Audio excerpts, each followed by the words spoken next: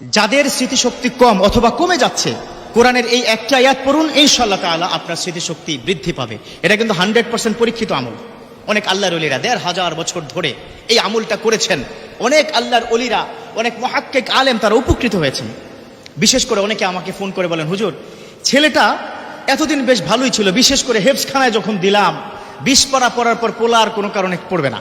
কেন পড়বে না? সে বলতেছে স্মৃতিশক্তি তার নাকি কমে গেছে, তার নাকি মুখস্থ থাকে না। আরে কি বলেন, মুখস্থ থাকে ঠিকই, তাকে শয়তানে পেয়েছে, আপনি বুঝতে পারেন নাই। কারণ কোরআন যদি সে মুখস্থ করে ফেলে তাহলে তো শয়তানের বড় ক্ষতি হয়ে যাবে। শয়তান তো চায় তাকে জাহান্নামে নেবে। শয়তান আল্লাহর কাছে 3টি চ্যালেঞ্জ করেছে। কয়টি চ্যালেঞ্জ? 3টি চ্যালেঞ্জ করেছে। এর মধ্যে একটা বড় চ্যালেঞ্জ হচ্ছে, যে কোনো মূল্যেই হোক আমি আপনার বান্দা করে লইয়া জাহান্নামে যাব। এখন কোন হাফেজে কোরআন যদি হয়ে যায়, আমার বিশ্বনবীর স্পষ্ট হাদিস, আসসিয়ামু ওয়াল কোরআন ইয়াশফাআনি লিল আবদি ইয়াউমাল কিয়ামা, পবিত্র কোরআন এবং রমজানের রোজা এই দুটো কাল কিয়ামতের ময়দানে আল্লাহর কাছে সুপারিশ করবে। আপনার সন্তান হাফেজে কোরআন যদি হয়, স্পষ্ট হাদিস, খুব মনোযোগ, কোন সন্তান যদি হাফেজে কোরআন হয়, ওই সন্তান তার পরিবারের 10 জন ওয়াজিব জাহান্নামী, মানে যাদের জাহান্নামীর ডিক্লারেশন হয়ে গেছে, এই তোমরা জাহান্নামী যাও, এই 10 জন পিতা মাতা ভাই বোন, এই 10 জনকে নিয়ে হাফেজে কোরআন জান্নাতে যাবে। সুবহানাল্লাহ পড়বেন না, বাড়িতে গিয়ে পড়েন। অতএব এই হাফেজে কোরআন তার মেধা শক্তি নাকি কমে যাচ্ছে, আমাকে অভিযোগ কি দিয়েছেন।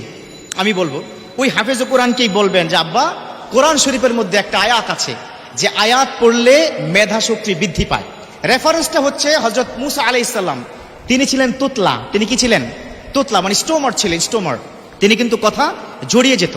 এই কারণে মুসা আলাইহিস সালামের অ্যাসোসিয়েট হিসাবে, তার পার্টনার হিসাবে, তার একজন সহযোগী হিসাবে তার ভাইকে হারুন আলাইহিস সালামকে কিন্তু আল্লাহ পাক নবী বানিয়েছেন। অনেক কথা নিজে বলতে পারতেন না। মুসা আলাইহিস সালাম প্রচন্ড রাগী ছিলেন। আর দেখবেন যারা রাগ বেশি, যদি তুতলা হয়েই বসে তাহলে মুখ থেকে কিন্তু শব্দ কি বের হয় না। তখন ওই হারুন আলাইহিস সালাম তাকে দোবাসী হিসাবে কাজ করতেন। মুসা আলাইহিস সালাম তার জিন্দেগিতে কোটি কোটি বার এই দোয়াটা পড়েছেন, আর সেটা পবিত্র কোরআনের আয়াত হয়ে গেছে। সুবহানাল্লাহ পড়বেন না? সেটা হচ্ছে, রব্বি জিদনি ইলমা, রব্বি, ও আমার প্রতিপালক, জিদনি, আপনি বৃদ্ধি করে দিন, ইলমা, আমার ইলম, আমার মেধা, আমার প্রজ্ঞা, আমার হিফজ শক্তি বৃদ্ধি করে দিন। আরেকটা কোরআনের আয়াত আছে, এটার সাথে মিলিয়ে আল্লাহর ওলিরা বলেছেন, এটা পড়ুন। আল্লাহর ওলিরা যেটা বলেন সেটা কিন্তু আল্লাহ গ্রহণ করেন। আল্লাহর ওলিরা কি বলেছেন?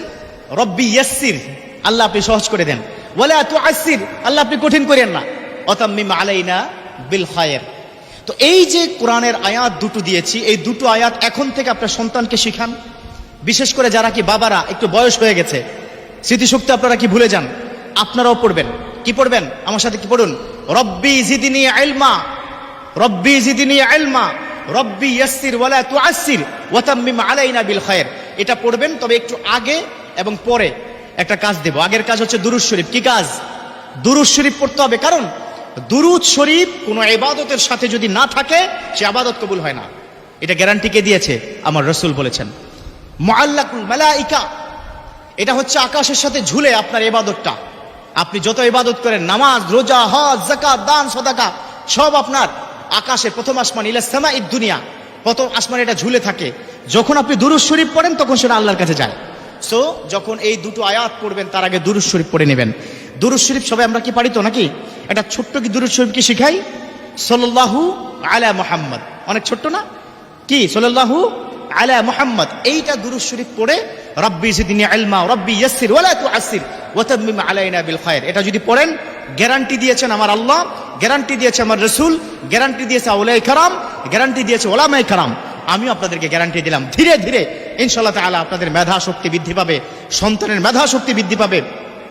পড়াশোনা করা এই ছেলেরা, পড়তে যখন বসবা, বই নিয়ে বসে যাবা, টেবিলের সামনে বসবা, বসেই রব্বি জিদনি ইলমা, রব্বি ইয়াসসির ওয়ালা তুআসসির ওয়াতাম্মিম আলাইনা বিল খায়র, একেবারে মানে অন্তরটা একটু সফট করে এটা কি বলবা। পারবা তো সবাই ইনশাআল্লাহ?